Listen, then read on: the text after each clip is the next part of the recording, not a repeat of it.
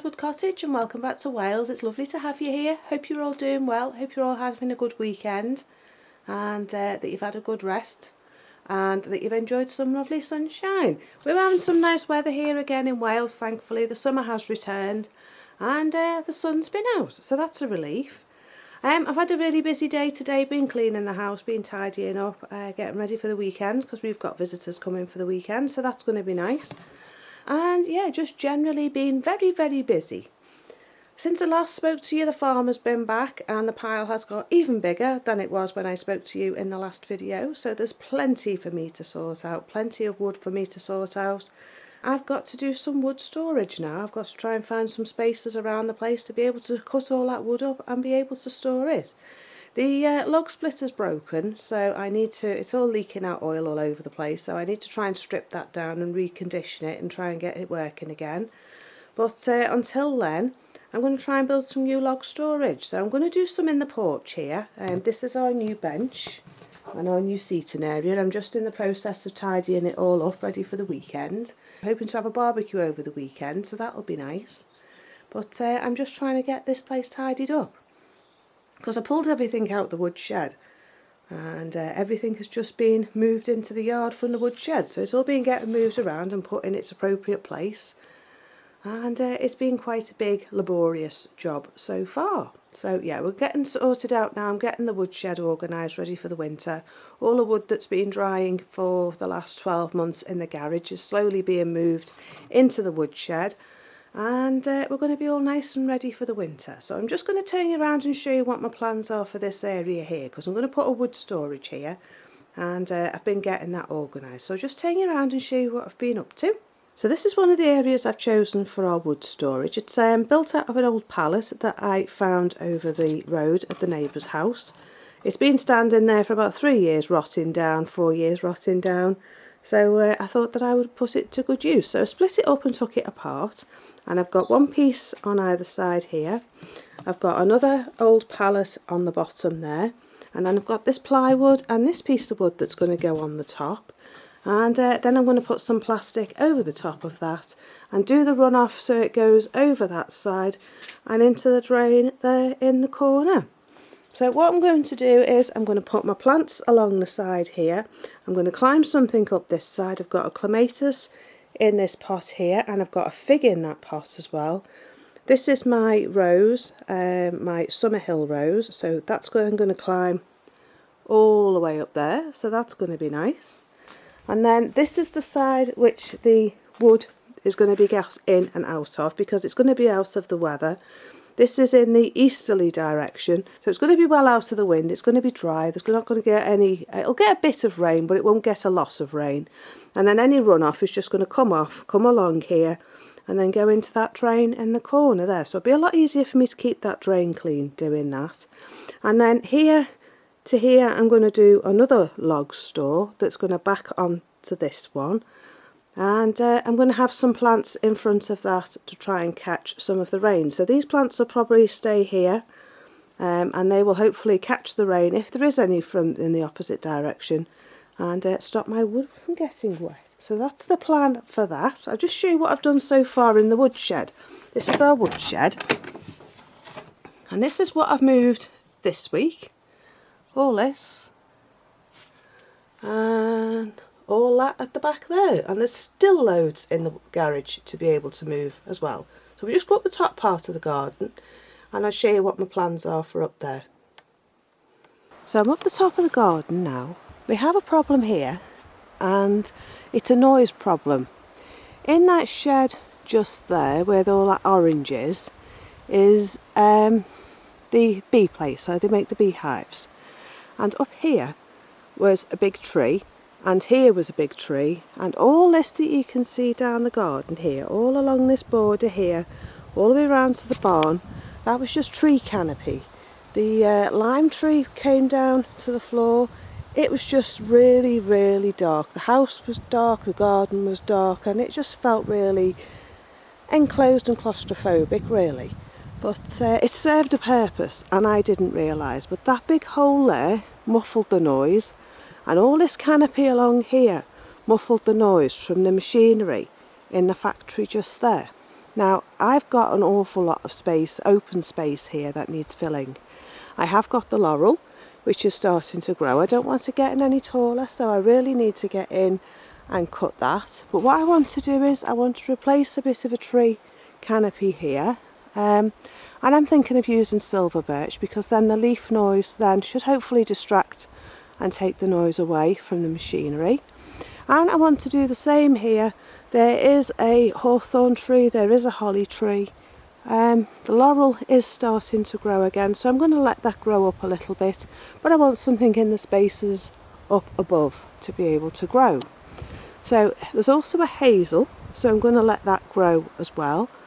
I've got a forsythia planted, and I've got a bay planted, which the bay incidentally was here in this space here, and it was Gordon's, and it was really tall. It was probably the height of that maple, but I wanted to push it back, so I've pushed it right back to over there. Behind the field maple there was a sycamore tree, and it was growing sideways, which is why this is growing the way it is. But I decided it was worth leaving all this bit here of the field maple and try and get them to grow back bushier, which, looking at them now, it does seem to be working. Again, the tree surgeon told me to cut them down, just take them out. But this one here now, this only had a couple of branches on it, but it seems to be really filling out really nice. So I'm pleased I've left it. This one needs a little bit more growth, but there is a bit of new growth coming on the top here. So when that grows and it starts to bush out, I'll take this off, and then what's underneath here will grow up a bit better. There's also an oak here. I'm not sure if it's a full-size oak or if it's something else. So I may just cut the top off that and take it down, but it's okay for the time being. But I'm really pleased this field maple started to fill out. It goes a beautiful yellow colour in the autumn, as does this one. So yeah, I'm not taking it out, it's not being cut down, but I did cut the sycamore tree down myself, which was behind. It was just through there, and it was growing on an angle, as I say. So yeah, that filled out this space here along with the laurel. So yeah, back to the job in hand. So what I'm going to do is, which I think might be good because it'll act like a wall, is on this side here, in this gap here, between the tree and that bit there, and between the tree and this bit here, I'm going to build a wood storage. So what I've got is, I'm going to build it the same height as the arch down. I'm going to put the black mesh that's here on the back of it, and then that's going to allow it to air, but it's not going to allow the wood to fall out the back. It means I can pack it in a bit better, and it'll be a nice tall storage. I can secure it to the tree, and I can secure this arch to it, and the two will stabilise each other. And I will do the same on this side here. I will attach it to the fence post that's there, and attach it to the tree as well, because even if these trees have to get cut down, I'm going to get them to pollard them and leave me the height so I can use them as giant fence posts. I think that would be really cool. So yeah, back to my wood storage. It's going to go here and one the other side. So what I've got is this, in keeping with my frugal living theme of my last video. This was a shelf unit that we had in the church that stored all the kids stuff on for the kids club, and the brownies and rainbows. So what I'm going to do is, I think it's a good height. It's the same height as the arch. I'm not sure about the width. I may have to cobble it together with the width. But it's made out of pine. It's sturdy. It's off the floor. It's got blocks on the floor. So I'll be able to stand it up that way. It doesn't matter about those pieces on the side there, because that was where the shelves were, but I'm not fussed about that. So I'll just show you my thoughts. So what I'm thinking is, like that against the tree, and then like that against the arch upright, something on the top, something on the bottom, and something on the back, just to stop it moving. And then I'm going to pile up, put the mesh on the back, or chicken wire on the back, and then I can push the wood right in, and maybe grow something up the sides. and get it cut, get it screened off. The only thing is I do have this shrub here, so I'm going to have to move this shrub forwards. This is a viburnum. It's going to go 4 metres tall, 4 metres wide, which I did buy to cover this part here. So I'm thinking of moving that. I'm not sure where I'm going to move it to yet. We'll see how it turns out with the storage here. I'm going to crack on with that now, and I'll let you see how it turns out. So I think the farmer went a bit mad the other day and yesterday, and thought that we needed some more wood. We already had this lot and he brought it last week, all this darker stuff, but all this light stuff he's dropped off in the last 24 hours. And you know, I think he's dropped me some more off today because it looks even more than it was this morning. Oh, hey ho. Yeah, so that's what I've got to do this week. I've got to try and get this moved. Try and fix my log splitter because my log splitter's broken. And yeah, get all this moved. I just hope he doesn't drop me any more off, because I don't think I can cope with any more. But I never see him to say, please don't bring me any more. And I don't like to say no, because he might not bring me any again. Do you like my gladioli? I've not seen gladioli this big before. They're huge. Look at the size of that flower. It's absolutely massive. It's half the size of my hand, look. It's huge. Absolutely gorgeous. I got them off Farmer Gracie, I think, many years ago. When we first moved in, so it'd be 3 years ago. But yeah, isn't it pretty? Right. I'm going to go and stake the, sort out the Jerusalem artichokes now. So let's go and have a look at that. They're down by the side of the polytunnel with the chickens. There's the chickens doing their thing. They've cleared this patch already for me, and now they're working on that patch, so they're very happy. Lots of wagging bottoms. Right, so this is the Jerusalem artichokes that I want to sort out. Getting very tall, and I don't want them to go to flower. They get flower heads on there, but I don't want them to go to flower. So what I'm going to do is I'm going to stake them, and then probably in another week or so I'm going to cut the tops off and let them put all their growth into what goes on down there, which is going to make soup in the winter. Hopefully make me self-sufficient in soup in the winter. That's the idea. And then once they've cleared all this, I've got some seeds to sow, and I'm going to do kale in this border here, and hopefully some purple sprouting broccoli, and that'll keep us going in the winter, because my husband's just discovered it and decided he likes it.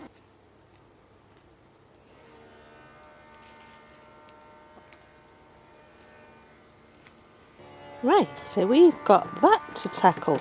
Sorry about all the noise, but he's making beehives.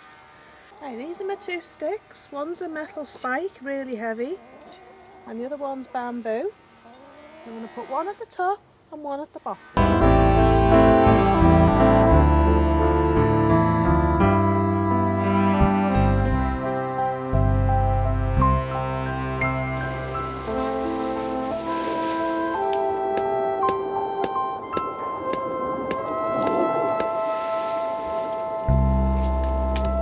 Right, so this is my rope, just some ordinary rope. This is what Gordon used to have. It's got a loop on one end and just a tail on the other. And what I'm going to do is, whether you can see my spike just here, and fold it in half. So I've got a loop like that. Wrap it round, thread it through.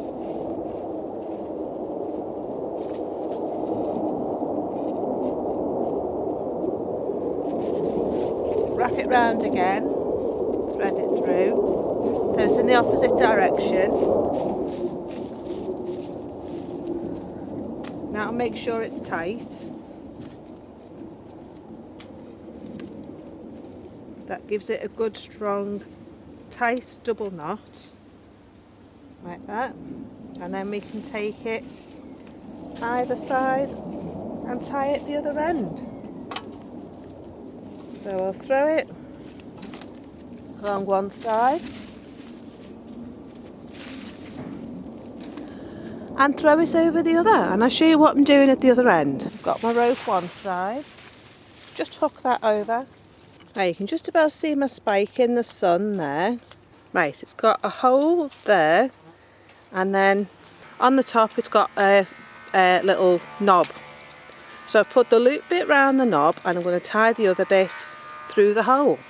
Make sure you're catching all your long spikes. Make sure they're all in before you tie it. This is what Gordon used to get me to do when I used to garden for him. Make sure it's tight.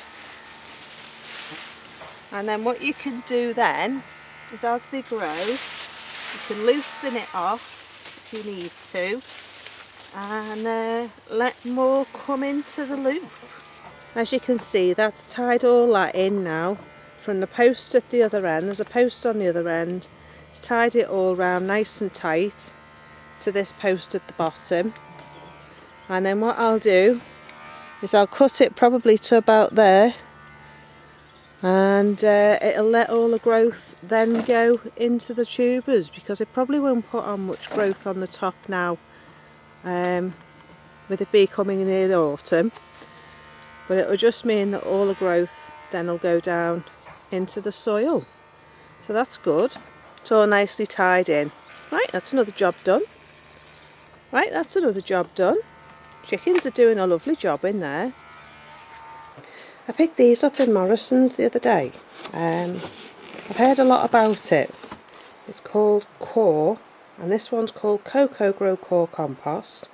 It says it expands to 75 litres, which is great.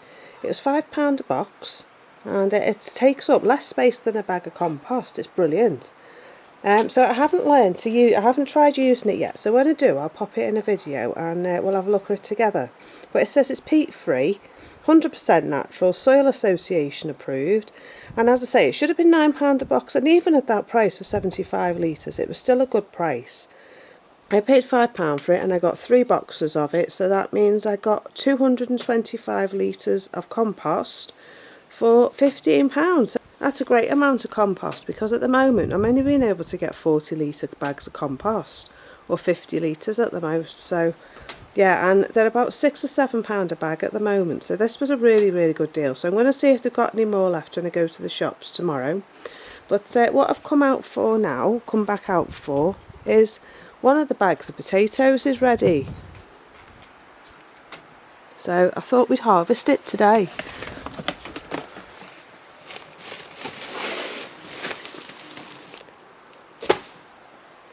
My bag of potatoes looks ready. The tops have died off. That one hasn't died off yet, but this one's nearly died off, so this one's nearly ready as well. So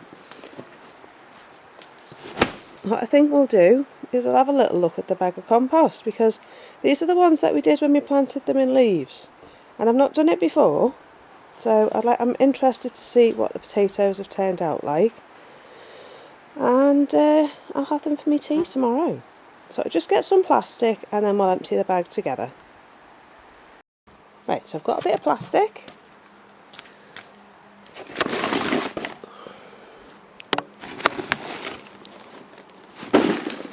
Chuck my bag of compost on, my bag of potatoes on.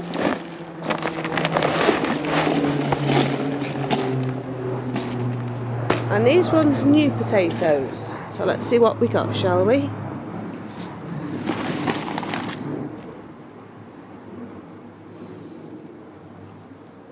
Small. Oh, these ones aren't too bad.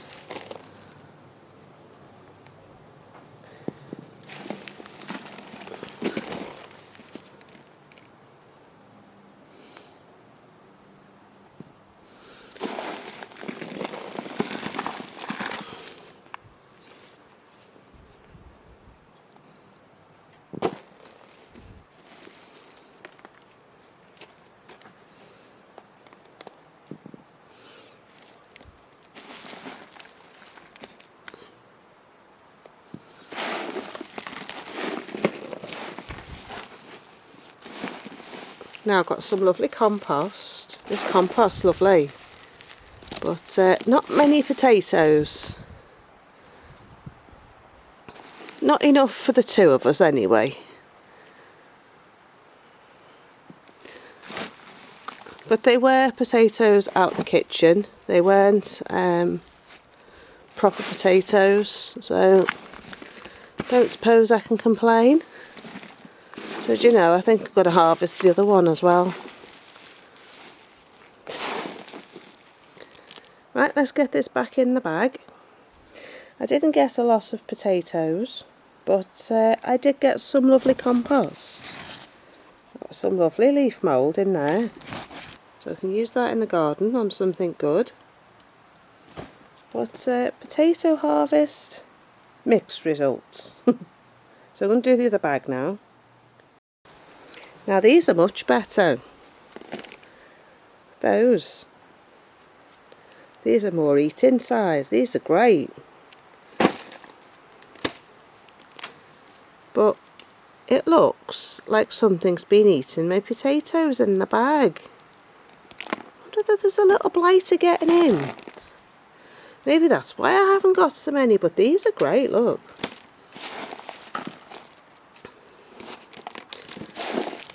It has got very wet by the looks of it, with all that rain that we've had, so maybe that's hindered the growing of the potatoes in the bag. I've not grown them in bags before, so but the soil does look very wet.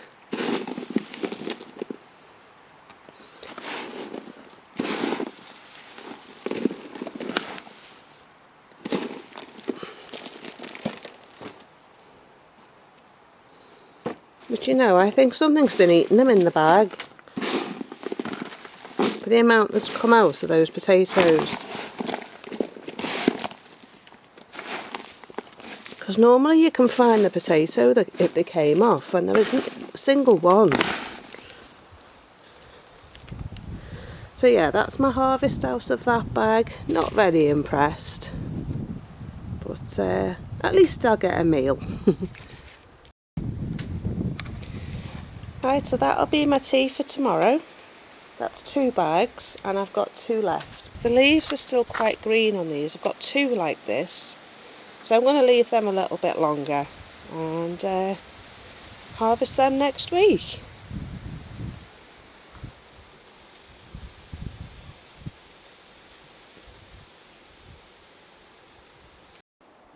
So I need to tidy up the nettles and the brambles down the side of the polytunnel.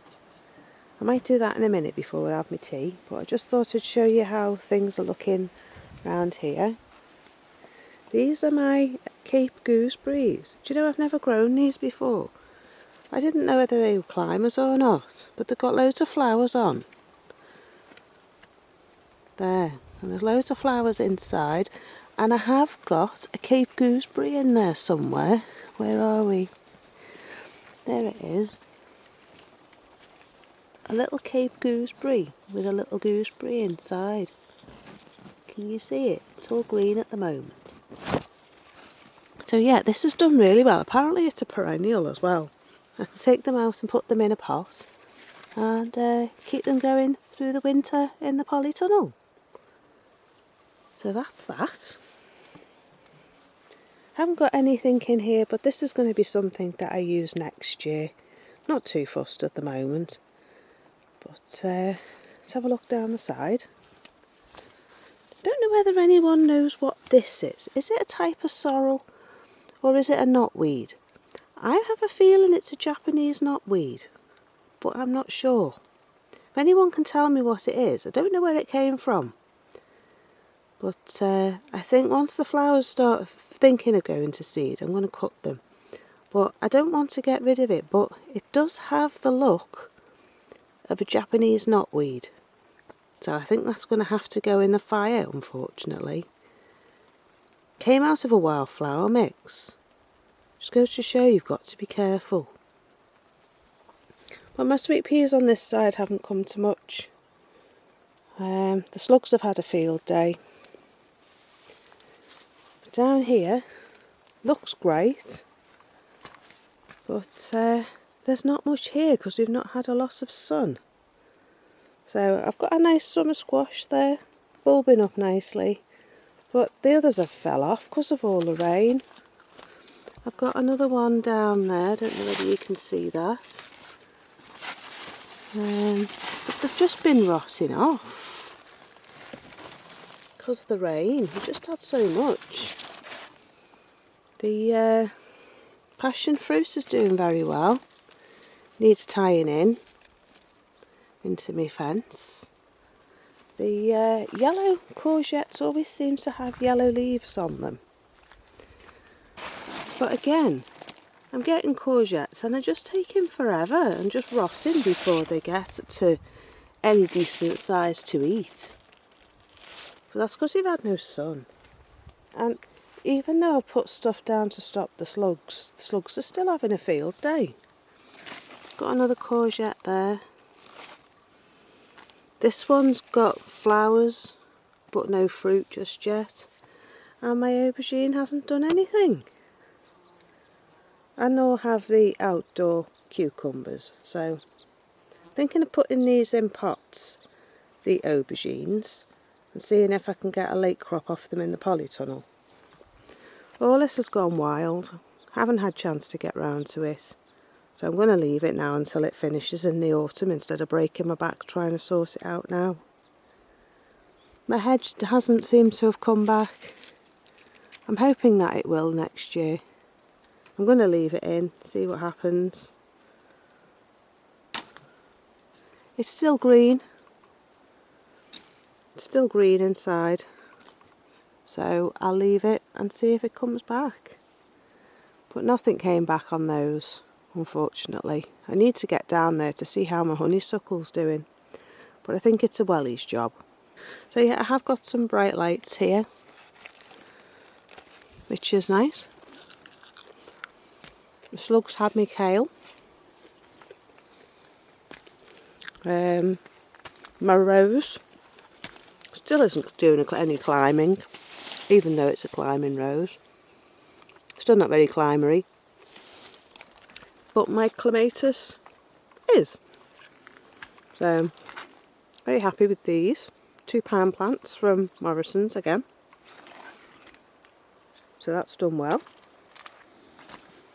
Right. So we're going to finish off in here, inside the polytunnel. So I had to take all the leaves off my tomatoes at the bottom because there were just too many leaves. I mean, this side isn't as high as that side. That side's up to the roof now, it's gone bonkers. Got plenty of cucumbers in there. Over there. Got plenty of flowers, but not many tomatoes yet. But lots and lots of cucumbers. So I need to start eating them, picking them and eating them now I can get to them. My aubergine over there's got crowded out, so that needs to go in a pot. Got more cucumbers here. Plenty of flowers, as I say. This one's got loads of flowers. And yeah, it's all done really well. Really happy. Here I've got some dahlias.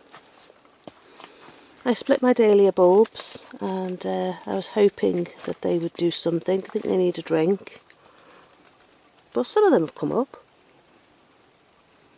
The slugs are the ones that were in the border.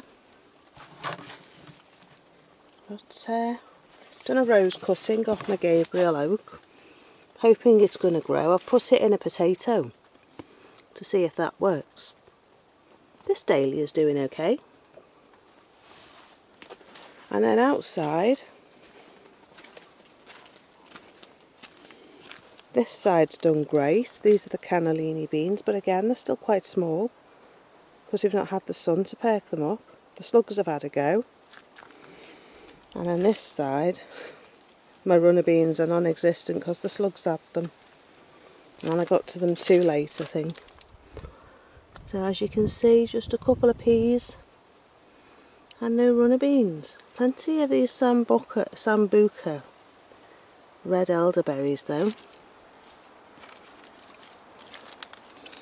Yeah, just 2 peas on this side. So yeah, a nice mixed result in the polytunnel. I'm hoping I'm going to get plenty of tomatoes. There's plenty of leaf on them, but because we've not had the sun or any warmth, the tomatoes haven't come out. Do you like my hair, by the way? I dyed it the other day. Anyway, I think that's it for today. I'm going to go and get on with the rest of my day, and I will see you in the next video. So if you have enjoyed my video, please do like and subscribe. Please do hit the bell, and you'll be notified when I upload new videos. And welcome to my new subscribers. It's lovely to have you here. So I'll see you soon. Enjoy the rest of your weekend, and I'll see you soon. Bye for now. Bye bye.